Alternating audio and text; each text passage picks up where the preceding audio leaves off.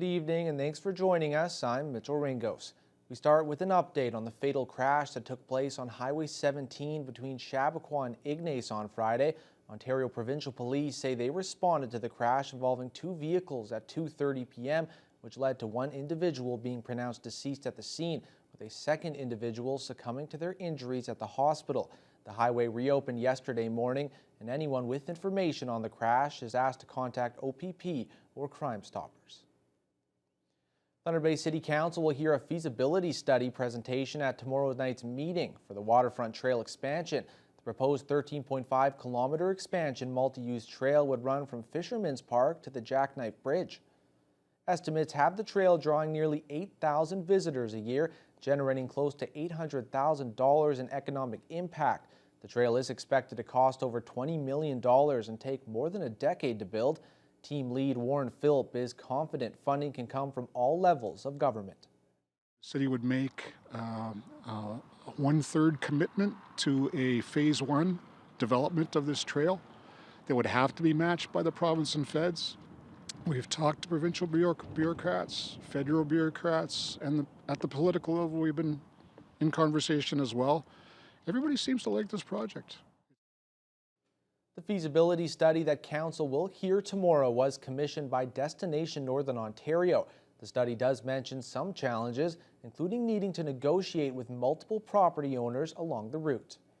It's no secret that plastic pollution poses serious risk to waterways. An improperly discarded fishing line is one part of that problem, but now the Northshore Steelhead Association has partnered with the Lakehead Region Conservation Authority to put a stop to it. Ghost fishing is a term used to describe what happens when abandoned fishing line traps wildlife and leaves them unable to break free. The plan is to install 6 recycling bins from clearyourgear.ca, which provides the units in popular fishing spots across the region. There, anglers will be able to discard their used fishing line. The Steelhead Association will periodically deliver it to DNR Sports, where it then gets sent south to be recycled. The Lakehead Region Conservation Authority has partnered with Clear Your Gear and the Northshore Steelhead Association to install these wonderful units.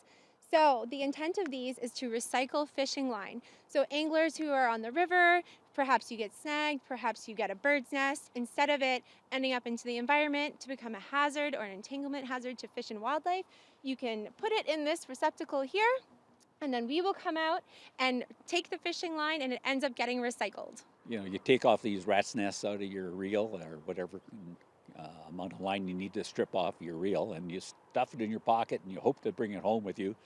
But that just it just transfers the problem of fishing line. It goes into the local landfill, and the local landfill, it doesn't degrade in the landfill either. Neither Willows nor Edgson foresee any issues getting the public to use the receptacles, noting that the wider community of anglers are known to be responsible stewards of the environment. The Algoma author of a book detailing the experiences of residential school survivors is hoping their stories of resilience will reach Indigenous and non-Indigenous Canadians. After 2 previous attempts during the pandemic, the book was officially launched with a gathering of local residential school survivors in Sault Ste. Marie. Mike McDonald reports.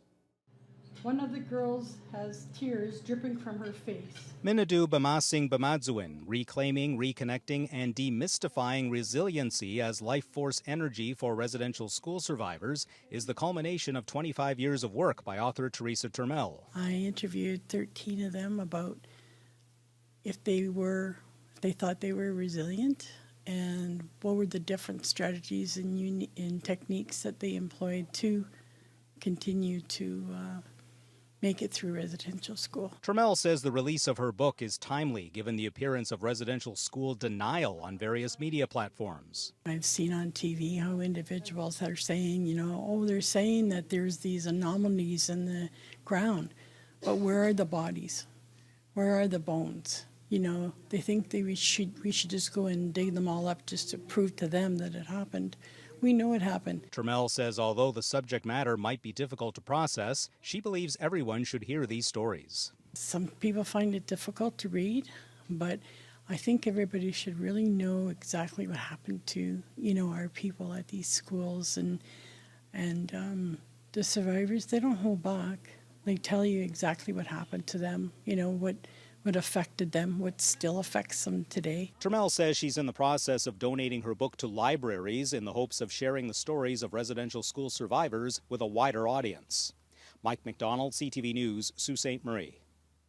Confederation College hosted a grand opening for their renewed lecture theatre, where donors and staff got to view the new learning space. The space seats over 170 people and is used for classes, events, student film screenings, and theatrical productions. The multi-million-dollar project allowed the college to renovate the space to include new comfortable and wired seating, the complete renewal of the audio-visual system, and renovations to ensure accessibility for all. The room also decorated with various art pieces, including prints by Norval Morisseau. College president Kathleen Lynch used to teach in the old lecture theatre a number of years ago and says it's wonderful seeing how much it's changed. When I came back to work here in 2018, my goal was to make this a renewed space and an accessible space so that anyone could access it. And today that vision has come true, and I just want to thank everybody who's contributed to that vision, not only our staff, but especially our donors. It's been really exciting to see this theater put together. I happened to be in the area when the first film class came in on the first day, and just to see the excitement that they felt being in this new revived environment was very satisfying for all the work that it took to put in. Threads of Life held their annual Steps for Life fundraiser walk today with the goal to raise money and awareness for workplace safety. Throughout the month of May, walks will be taking place across the country as it's the major fundraiser for Threads of Life, an organization that offers support and services to families affected by workplace tragedies. Roughly 60 walkers came out to the local walk, which included those affected by workplace tragedies, health and safety advocates from various industries, and those who wanted to show their support. The group was able to raise $17,000, almost doubling their fundraising goal. And Steps for Life Planning Committee co-chair Micah says they were really grateful to see the amount of public and local support for a great cause. Health and safety isn't just something that you should limit to work time. These kinds of incidents happen because people cut corners, and maybe because employers aren't doing what they're supposed to be doing in terms of their health and safety programs. There are a lot of supports for businesses with health and safety programs, and we'd like to raise the awareness of the importance of workplace health and safety and life safety and quality of life. Donations will be accepted until the end of May, and more information about Threads of Life can be found on their website at threadsoflife.ca. The Fort City Cadets hosted an enchanting event for families that allowed them to enjoy a magical afternoon dressed up in their best royal attire, all while supporting a good cause. The Royal Ball fundraiser was held at the Da Vinci Center to help raise money for Cystic Fibrosis Canada. Jessica Clement has the details. Over 200 princesses and princes showed up with their parents or guardians to this year's Royal Ball. The afternoon was packed with various activities to make attendees feel like royalty, including a luncheon, a bracelet and crown making station, a manicure station, and a social dance. Kids also got the chance to meet and take pictures with some of their favorite princesses, princes, and fairies.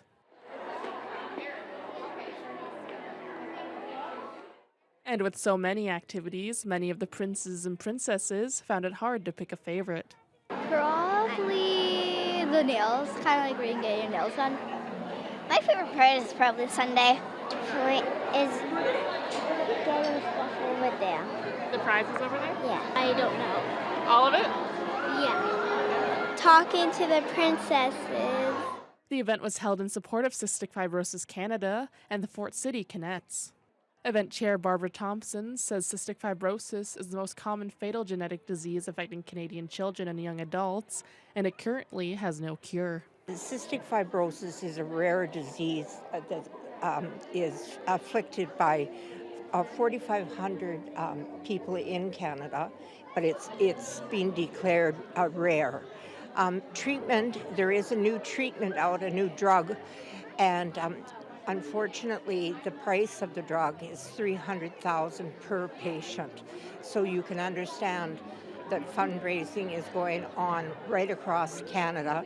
Thomson says many Kinsmen and Connect clubs and cystic fibrosis chapters across Canada have been hosting Royal Balls for the disease for years. She says this is the 5th year Thunder Bay has held the event, but it's the first time the Fort City Cadets have hosted it. There are a lot of sponsors locally, and we have a lot of volunteers. We have 18 princes with us today.